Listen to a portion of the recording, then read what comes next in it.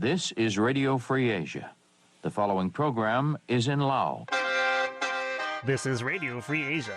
The following program is in English. I'm sorry, what? Oh, right.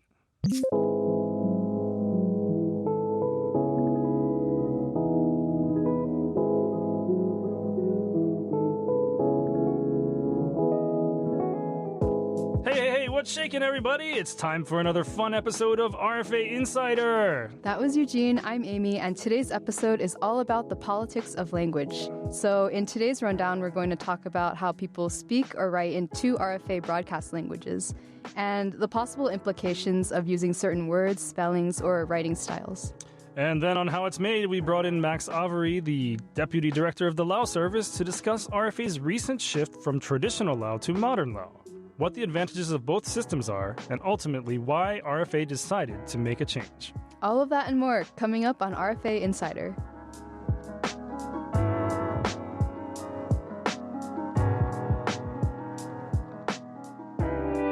You're listening to the RFA Insider podcast, made by two real-life staffers at Radio Free Asia. If you'd like to send us feedback, there are many ways you can do this. You can send us an email at insider@rfa.org. You can comment on our webpage at rfa.org/English/insider. Just click on the episode you're listening to and write your comment below. Or you can send us a tweet at RFA Insider or visit us in person. No, don't visit us in person. Right, don't visit us in person. But anyway, we really want to hear from you. So tune in every other Friday and we'll take you behind the scenes. And tell you what the news really means here at RFA Insider.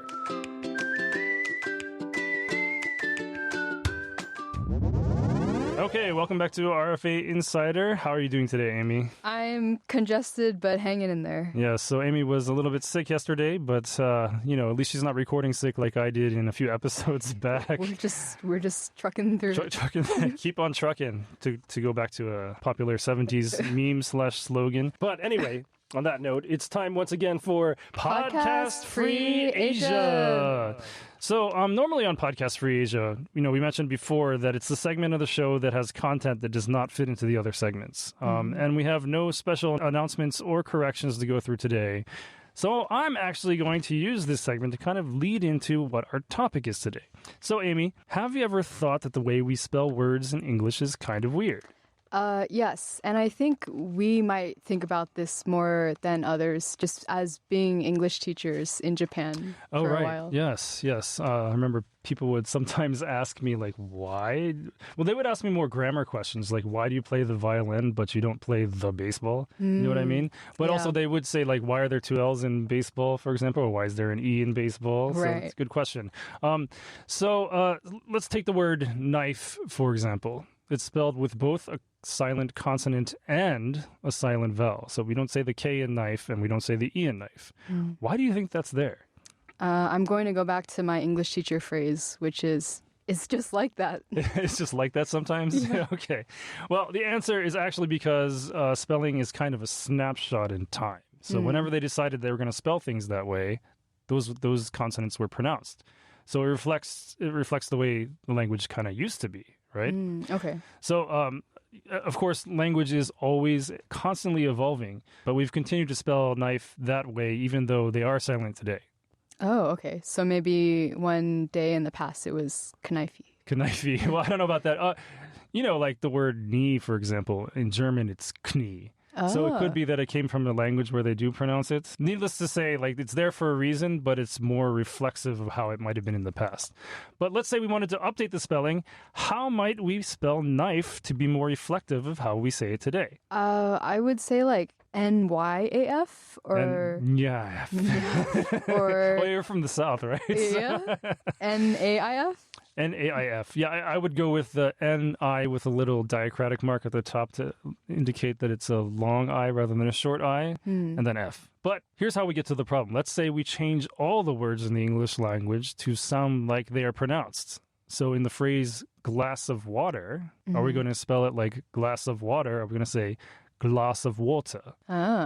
Because both are accepted pronunciations, and they're very different, right? That's true, because Americans pronounce water as like with the D, right? Right. Water. Whereas the British would be water Yes. or something similar. I'm not a native British English speaker. I'm I just think kind it's of clear. approximating it, So basically then you'd have to like choose a standard pronunciation, right? And that could make people angry. So should we choose the standard pronunciation being, upper class Londoners? Does that mean that we all have to speak like Daniel Radcliffe or Emily Blunt if we want to get ahead? So the point of this exercise, though, was to show that in a language like English, standardization would be very difficult because it's spoken in so many different countries around the world. And if a government wanted to standardize it in a certain way, they would have to get all the other governments of English-speaking countries to agree to the same things. And already, we can't agree if the soccer team is playing a game on the field or if the football side are playing a match on the pitch. Yeah, sure. Or whether color has a U in it or theater ends in ER or RE. Gotcha, yeah. So did you spell anything by ways that we are not supposed to spell them in the U.S.? You were the one who pointed this out, that Yeah. I've been spelling gray in the English, have the you? UK With way. the E. With the E. The right way. I thought it was just interchangeable, just Yeah. like by mood. Oh, yeah. Well, I mean, I guess it could be, but I've always spelled it with an E myself. Also, I spell theater with RE rather than ER, but meter I spell with an ER rather than an RE. Okay. So I don't know why exactly that is. But yet, even with all these differences, we are still able to understand people from Australia or Britain or South Africa or Ireland or Jamaica or India or Pakistan or Nigeria. So the point is then that, maybe English doesn't need standardization. Even with all these differences, we can still talk to each other and mutually understand each other. But on the other hand, what if we're talking about standardizing a language that is spoken only in one country, or better yet, spoken in one linguistic area with multiple governments? And that's the kind of thing we want to talk about on The Rundown. The Rundown. So today on The Rundown, then, we're going to talk about actually Chinese and Korean because they have different ways that they have been standardized by governments that control parts of the linguistic area. Is that the way we're been in power?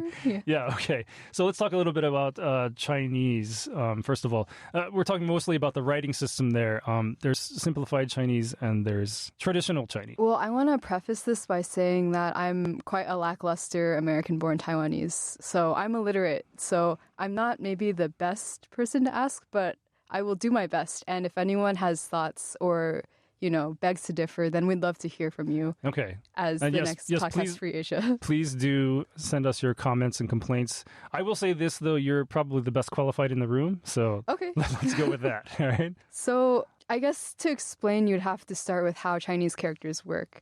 And I think a lot of people who don't speak Chinese are under the impression that most Chinese characters are pictograms, Right. which means the characters resemble the things that they're associated with. And this is true in some cases. So like the Chinese character for mountain looks like 3 peaks. 3? 3. I always thought it was just 1.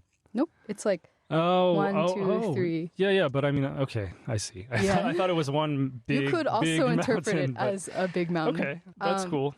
But this isn't true for the majority of Chinese characters. Usually they're made up of 2 smaller parts, which are called radicals. Right, okay. And then usually one radical will be the sound that the character is supposed to be or supposed to make. And then the next is supposed to be a meaning or like related to something. Like, for example, Right. related to metal or related to water or something. So wait, doesn't that mean that some characters have more than 2 radicals? It's possible. Okay, so you've got the root and then the pronunciation and then the meaning. But yes, I remember hours and hours of kanji study back in the day and really hating it. But let's just say There is like the most complicated Chinese character, which I think is the biang biang mian one. Oh yeah, Which is like just I saw 1,000 that. strokes. I'm No, not sure how many radicals. I remember that when I was learning though, that I would like make these phrases in my mind. So like, the in Japanese anyway, I don't know if it's the case in Chinese, but if you have a problem, it looks like there's there's like a square, which means an opening or a mouth, and then there's a tree in it. And it's like, oh, someone's put this tree in my door. I can't get out of my house. That's such a problem. Yeah. 困ってるな. All right. So when did simplified Chinese arrive on the scene then? So there were talks to simplify Chinese characters for a long time, like since the early 20th century.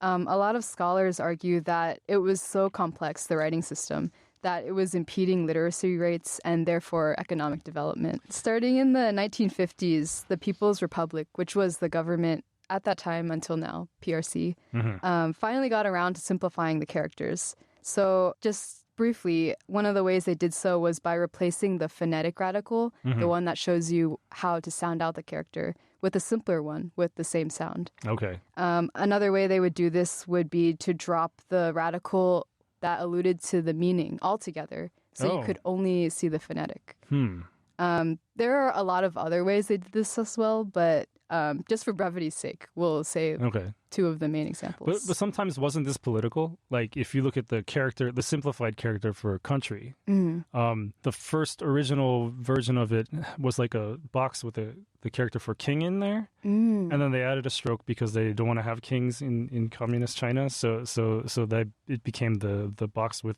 jade in there because it's a wealthy country rather than a monarchy. We're in an interesting position because while I'm culturally Chinese, you definitely have way more character knowledge on me. So I'm learning as well. Okay. Well, I mean, that's what I heard in Japanese class of all places. Interesting. So, because Japan also uses the simplified form of country for some reason. I don't know exactly why, but... Right. So the reforms seem to have worked. Literacy rates went from around 20% in the 1950s all the way to 65% by the 80s. Oh, wow. And then 20% to 65%. Wow, that's great.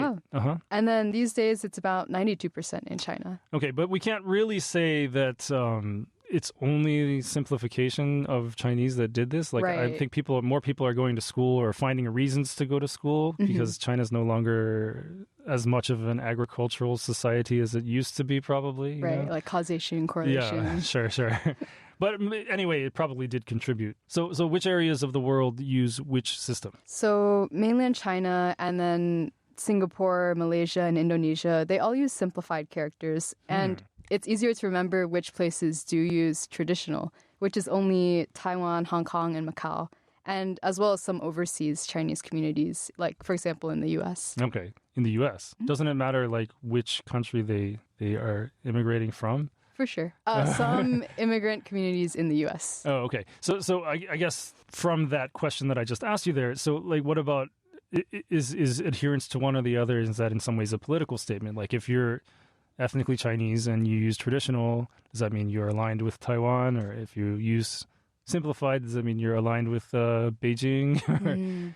I think generally the decision is just based on what you're surrounded by, right? Okay. So there is a bit of like a political twang to it in that the language reforms in mainland China, they happened around the same time as the Cultural Revolution. Oh, right. So they became very closely associated with, communism. And for our listeners that might not be aware of what the Cultural Revolution was, could you briefly explain that?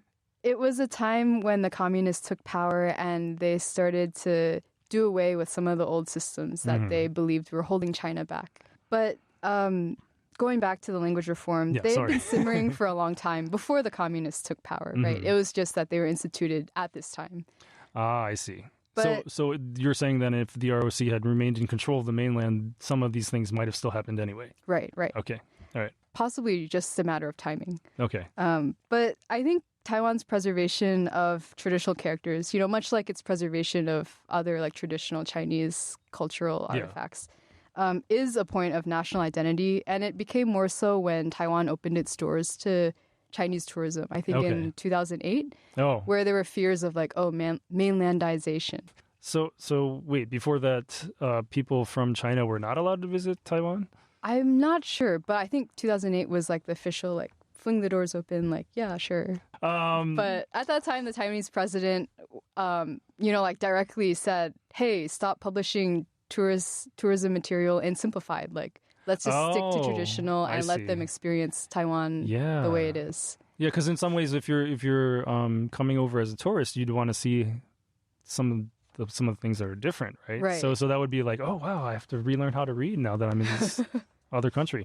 Okay, regarding the use of specific words, I guess that's not really a matter of traditional versus simplified Chinese, but the PRC and Taiwan have different terms for the same things, and those fall along political lines. Like, for example, I think China would refer to Taiwan as Taiwan province, And I know I don't speak Chinese at all, but I know that in Mandarin in Taiwan is called Guoyu, and in the mainland it's called Putonghua.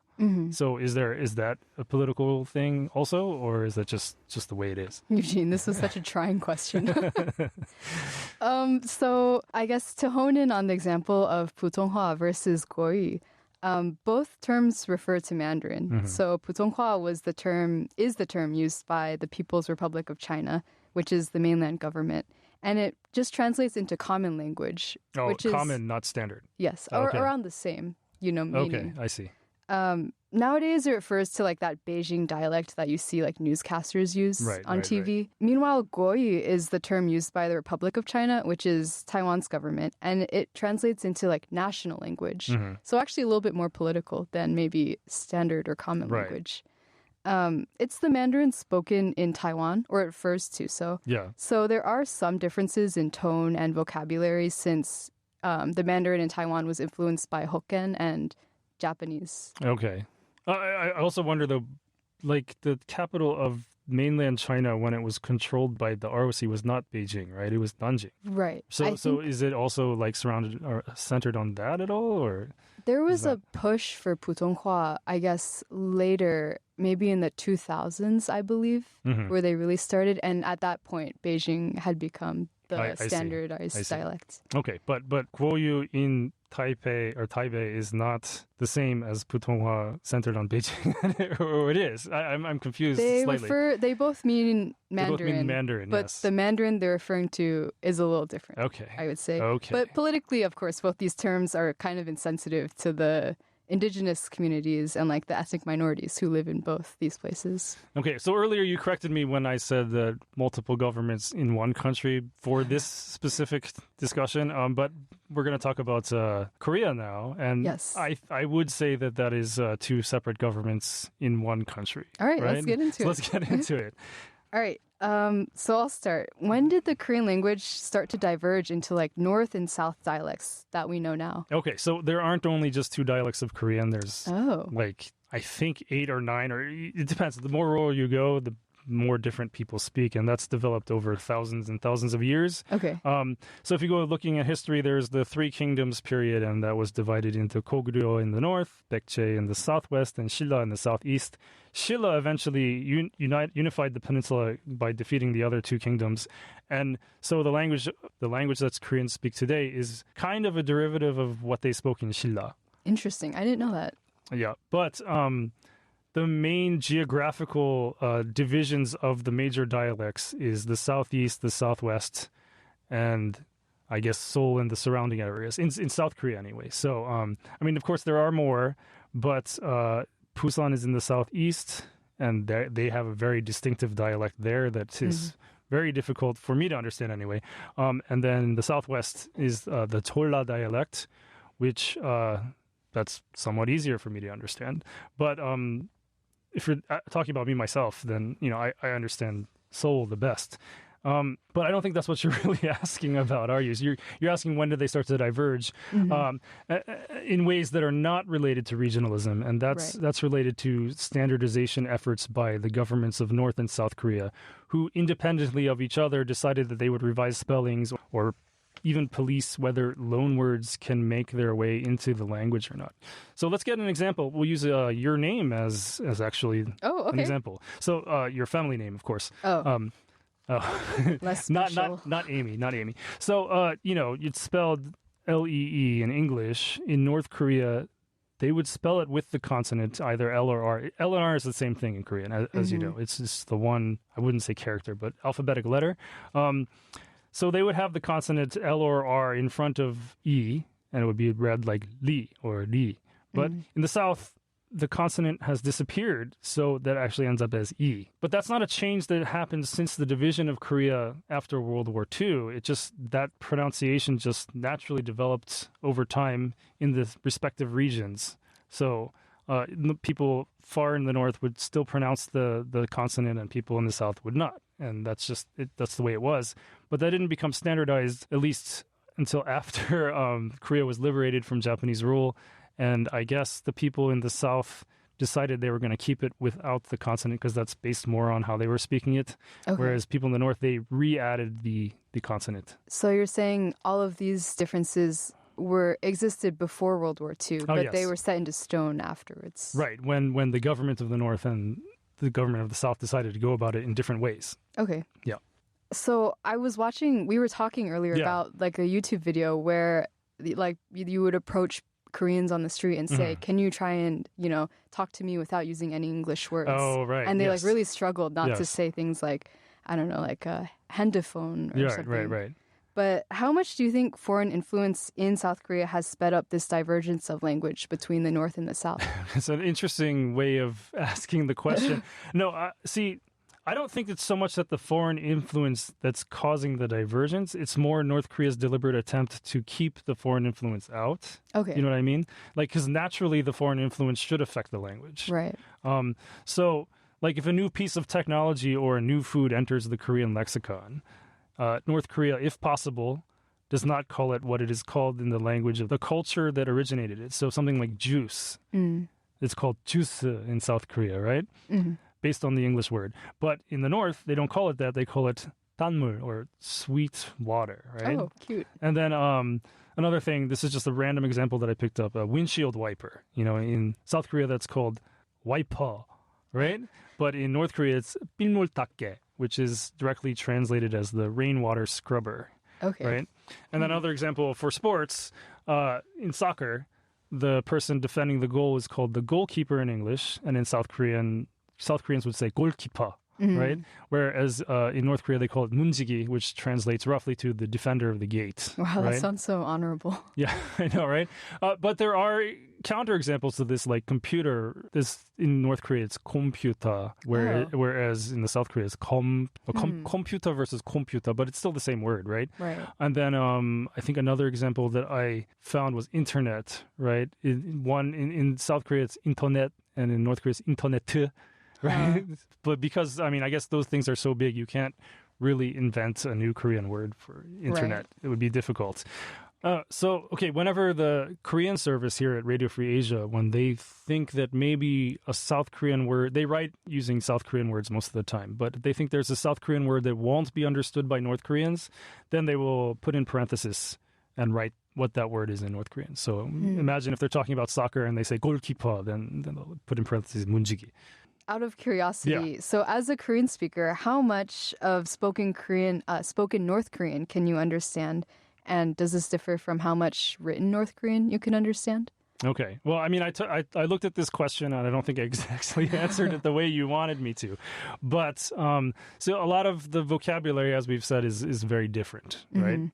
But actually, like if you were to compare like somebody from Pyongyang speaking and somebody from Busan speaking, in my case anyway, I would be able to understand the guy from Pyongyang better because the accent is more similar to how they speak in Seoul, because it's actually part of the same geographical area, which would be the center of the peninsula. Okay. So they would speak more like each other accent-wise, whereas the people in Busan, they speak so differently with their accent and intonation that often, and they also have different verb endings too, but for me, like in my own family, there are people that married into the family from Busan. And when they speak, I'm just like, can somebody translate that to Seoul language, please? We haven't even gotten down to Jeju yet. Yeah, Jeju also has a very different dialect. Some people even say that it could be a different language. But again, that's all regional differences. And to answer your question, I guess it depends on mastery of the vocabulary. In that case, I would say that, reading is probably going to be very difficult. But listening to how people speak, if I watch the North Korean news, it's not unintelligible, right? There'll be words that I have to look up, but that's the same thing that's true for, the news in South Korea, which is presented in the Seoul language anyway. So, yeah. Is there any situation where if you use a certain word over another, it could be interpreted as a political statement? Yes, of course. And that starts with the name Korea. Okay. So, of course, North Korea calls it, well, in English we call it Korea. Let's start there, Korea. Yes. But that's based on an ancient kingdom in Korea called Goryeo.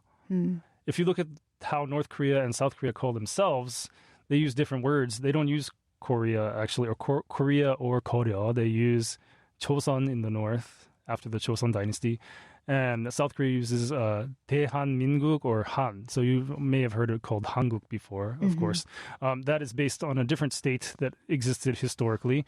Yeah, so all of these are based on different historical states that existed on the Korean peninsula. So whenever Korean anything comes up, if you use Han or Hanguk, you're saying that South Korea is legitimate and North Korea is not.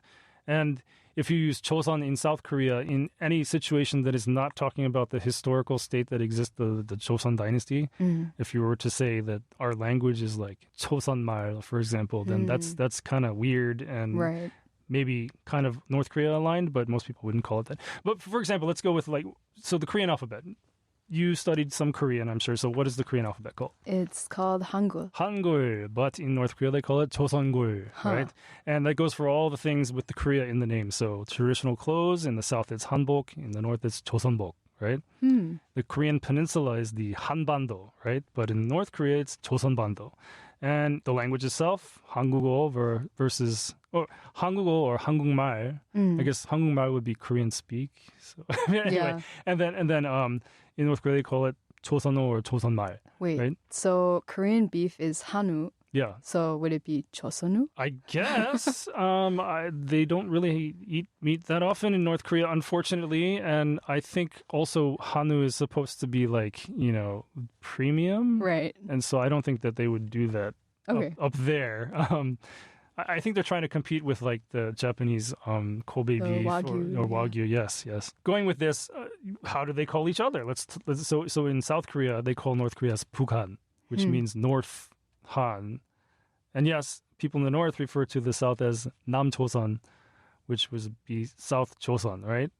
Or even the more colloquial Aretongnae, which means the village down there or those people over there. And then at RFA, we have actually run stories where people have gotten in trouble in North Korea for using using Hanguk to refer to South Korea because you're not supposed to do that. I see. You have to call them Nam-Chosun or right. part of, because they consider South Korea to be part of their country just controlled by a puppet state, right? Whereas South Korea thinks the same of them, I suppose. Although recently, it's interesting, the North Korean government, as a way of distancing themselves away from South Korea, has started calling South Korea as Daehanmin국 in a not nice way. You know what I mean? Trying to say no, alienate a bit. Yeah, you're not a part of us anymore because there's tensions are rising on the peninsula and they're saying if we refer to you as Daehanmin국, then that would mean that you're not a part of the same people as us and you're different. We don't want to. Right, you don't want to imply brotherhood anymore. Right, and so that I don't think that that's going to last very long. As soon as they get whatever they want, then they'll start referring to it as Nam-Chosun again, which means you're back in the fold. Okay. As far as the term that RFA itself uses, the Korean services stories are filed under the section that's labeled Hangugo, and that's very clearly following South Korean norms. So if you say that the main audience is for people in North Korea, shouldn't you put Joseonho on there instead? I think you might get a follow-up from the Korean service. Yeah, but of course, if that would be very contentious because then people who read it in South Korea would be like, well, wait. Right. Are you trying to say that they're legitimate? And then you have this whole political discussion. And interestingly, this debate actually stretches into other languages because it's based on Chinese characters. So in Japan, for example, they refer to South Korea as Kankoku, but North Korea is Kita-Chosen, right? But one thing I noticed is that why don't they call South Korea as, Minami Kankoku or Nankan, right? And in the same way, why does North Korea have to have the qualifier North on there? Right. And they should just call it Chosen.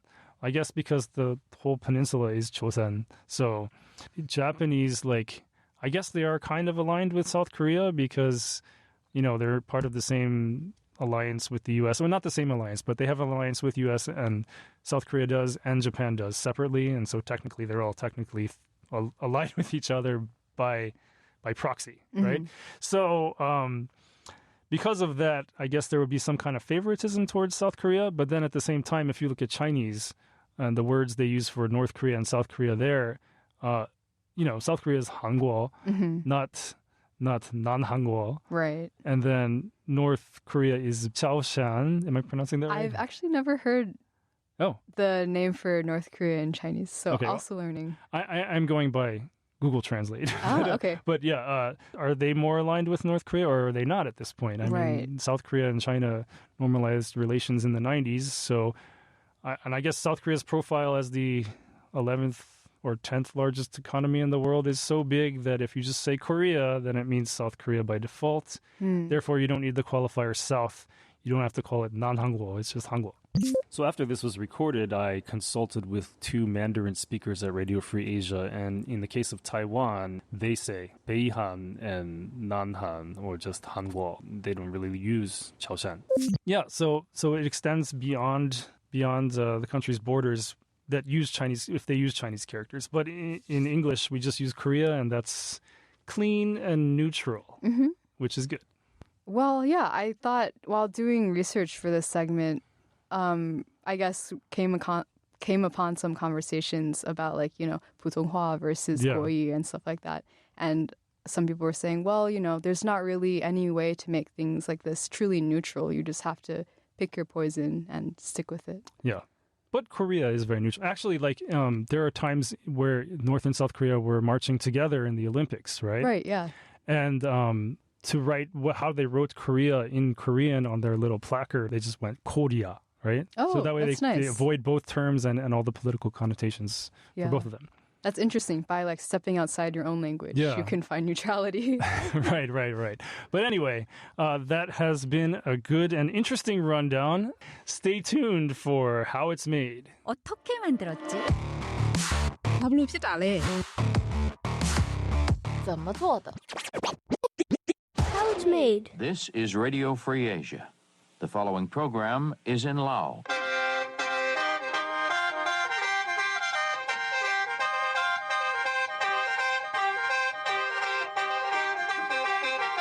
สบายดีท่านผู้ฟังที่เคารพที่นี่วิทยุเอเชียเสรีภาคภาษาลาวกระจายเสียงซุมื้อจากนครหลวงวอชิงตันดีซีสหรัฐอเมริกา RFA's Lao service has been around since 1997, and since then it's been producing content using traditional Lao, which was standard before 1975. This is opposed to modern Lao, which became standard after that year. But after 27 years, the decision was made to start producing content in modern Lao in an effort to better reach audiences in Laos. But of course, we understand that the decision to change over was a bit of a contentious one and was not made lightly. Here to talk about the differences between the two writing systems, the politics surrounding them, and why RFA ultimately decided to make this decision is Max Avary, the Deputy Director of the Lao Service. Welcome to the podcast, Max. Hello. Thank you very much for joining us. Okay, so we have a few questions for you. First of all, as we said in the introduction, modern Lao became the standard in Laos in 1975. So what was happening in Laos in 1975 that ushered in this change? Well, before 1975, Yes. Laos was divided, was in the middle of a war, which is a part of Vietnam War. Yes. So it's divided in two parts. In eastern part, occupied by the communists, and the western part was occupied by the pro-democracy forces. And in the eastern part, the communists used the new version of Lao language since probably 1950. Oh, really? Okay. So when they took over the power, the whole country in 1975, they used the new Lao language since then. I see. In the whole country, instead of just the, eastern part of the country. Yeah. So could you explain a bit why they felt the need to modernize Lao? Well, the theory is that to make it simple and easy to write, to read, and to speak. Yes. I see. And so has that worked? Has the adoption of modern Lao in Laos, has that increased literacy rates? In terms of the literacy rate, there's no official, announcement about about this issue. Oh, okay. But for sure, it's easier to learn to read, to speak, and to write. Okay. Yeah. So how did people initially react to the change when they announced it back in 1975?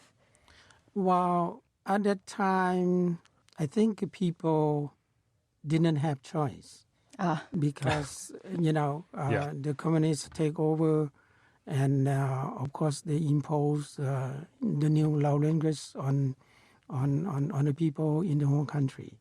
So they don't have choice, Okay. especially in, under the communist regime. Right. So they didn't have a choice, but did people react negatively, or did they think, oh, I wish we didn't change? Or was there any movement behind staying with traditional Lao at the time? Yeah. There was some kind of division, Yeah. of course, pro and con.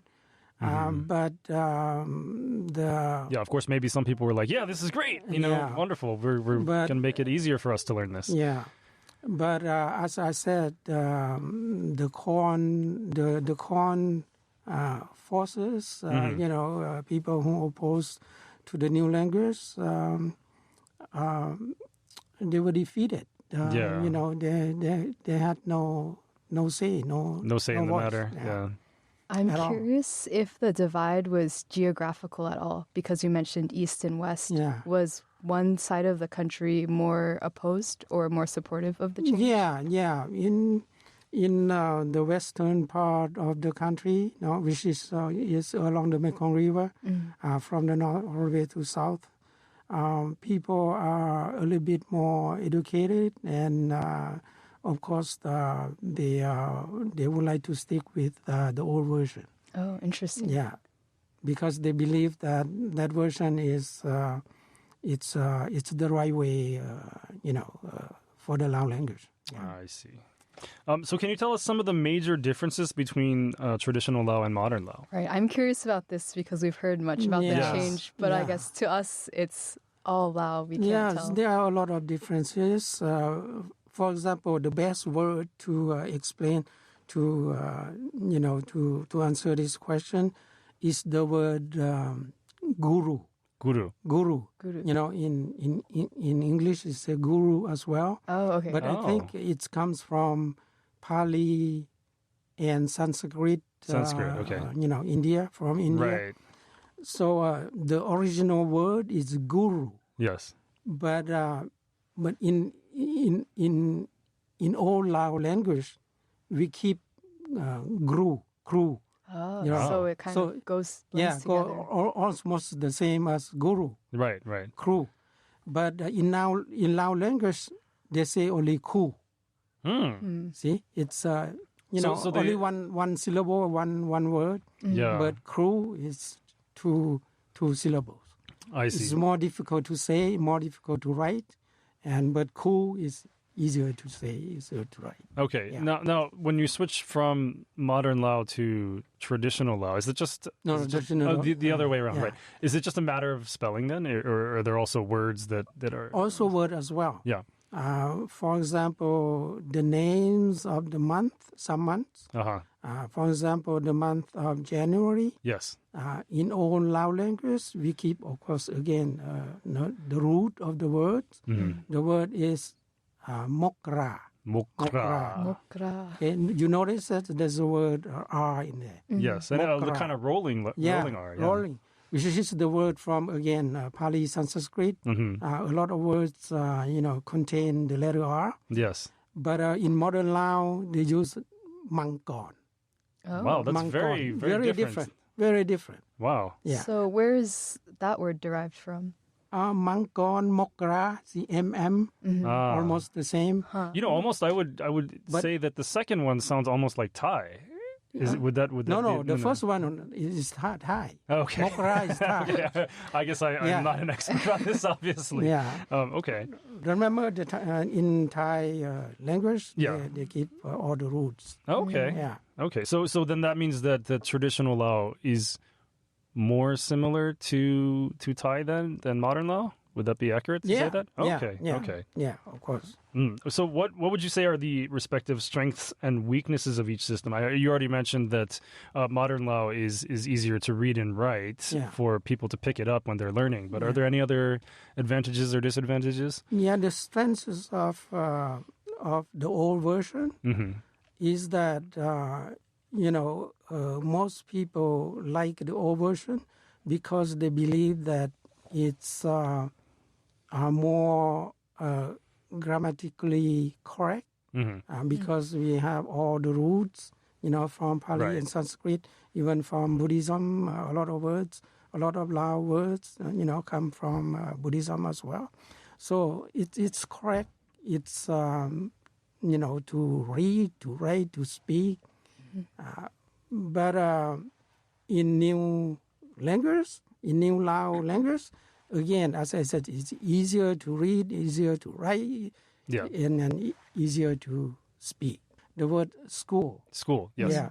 So the correct way to write school is, SCHNOOL. Oh, right. So you're saying in English, yes. But in Lao, in new version, they write it SKOOL. I see. For example, like this. Right. Okay. Yeah. Yes. Okay, that makes sense. Just like that. I see. So they're, in a way, modernizing the spelling so that it's easier to understand. Yeah. Okay.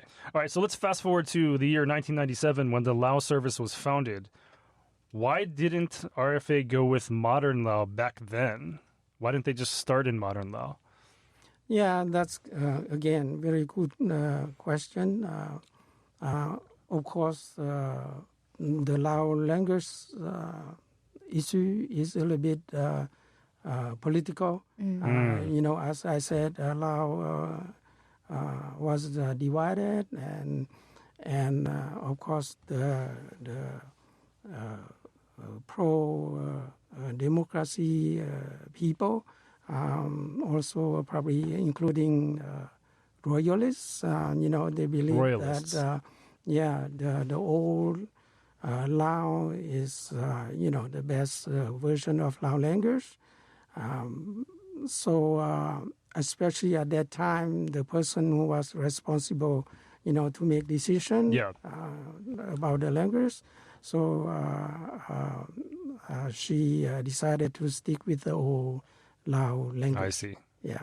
So I guess the main reason is that is it's correct way to read, to write, and to speak. Yeah. Okay. Even though modern Lao had been in use for 22 years by then. Yeah. Even though. Okay. Out of curiosity, does the Lao American community here primarily use traditional or modern Lao?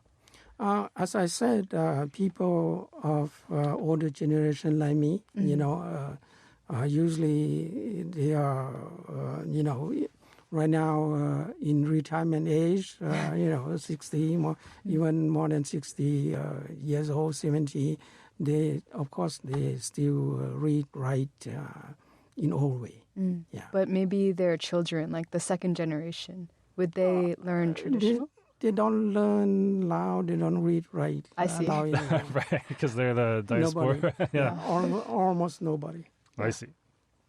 So I guess the next question would be like, if you're well versed in traditional Lao, how easy is it to pick up the modern Lao, and vice versa?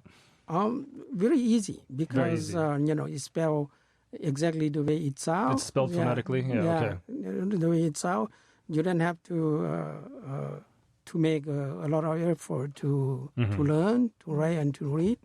But in old Lao, you have to study quite a bit. Yeah, study how to spell things. Yeah, how to spell things. Okay. What about going the other way? That must be very difficult then? Yeah, it's difficult. For example, people in Laos right now, I believe that almost 100%, of course, they use New Lao language. So when they read, especially our content, our news and stories, RFA Lao service news and story, they have time to understand. They have time to read because they say that all the words, stick together, close together. Oh, yeah. And they don't spell like clearly, separately. Right. For example, I have a story to tell. When I went to Laos, probably 5 years ago, and then I went to visit my sisters, a lot of sisters, and then my nieces and nephew, and I asked my nieces and nephew whether or not they read, RFA Lao Service content, news and story. They said, no, we can, because the way you guys write is difficult to read. Wow. And all the words, clustered together. That must have been a little bit of... they can read, they say. Heartbreak. Yeah. Wow. Yeah. So then, so I guess you're saying then that if there's all these extra consonants and vowels that we don't use anymore, it's almost impossible to read to someone who's educated with the modern Lao. So. Yeah. Okay. Yeah, that's exactly that. I read that the Lao service was, I think, still publishing some things in traditional Lao to preserve that way of Lao. But are there any efforts to maybe teach people about traditional Lao? No, I think there's no benefit to do that anymore, especially, as I said, my children or my children's generation here in U.S. or in many other, we call it third countries, they don't learn Lao. They don't speak Lao at all. I try, to send my sons and daughter to Saturday school to learn Lao. Yes. But, for a couple of years on Saturday. Yeah. But they are, not able to speak, to write, or to read at all. I see. So, All right. Any final thoughts that you can have on this subject that you'd like to share with us? I think RFA Lao Service made, the right decision to switch from old Lao to new Lao language because, I learned from college a little bit here in Canada that, in communication, you have to, speak the same language as your audience. Okay. So make sure your audience understand. So based on that principle, I think we made the right decision. Okay, so the decision then to change was basically to match up with what the audience is well versed in. Our audience is in Laos, not Okay. not in US or anywhere else. All right. Thank you very much for coming on the podcast. Thank you, That Max. wraps it up for RFA Insider today. For Amy Lee, I'm Eugene Huang. See you next time. Bye-bye.